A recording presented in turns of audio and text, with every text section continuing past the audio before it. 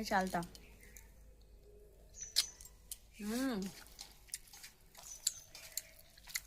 টক দিয়ে কচু আলু আর চিংড়ি মাছ,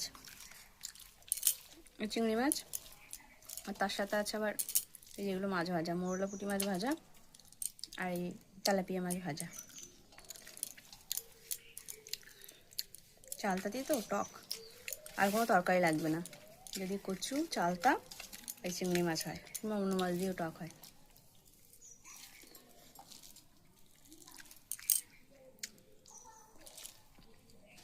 দারুণ হয়েছে।